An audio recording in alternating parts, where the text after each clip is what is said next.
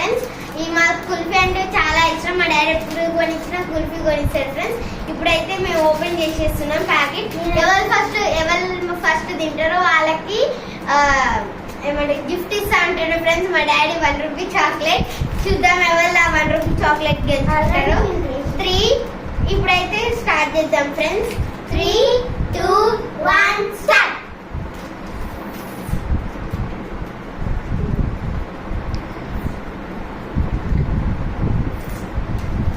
నేనే విన్ అవుతా ఫ్రెండ్స్, ఎందుకంటే నేను దెబ్బ తింటున్నా కాబట్టి. కొరికిన సన్నగా ఉంది ఫ్రెండ్స్. ఇట్లా తినాలి, నోట తినాలి ఫ్రెండ్స్.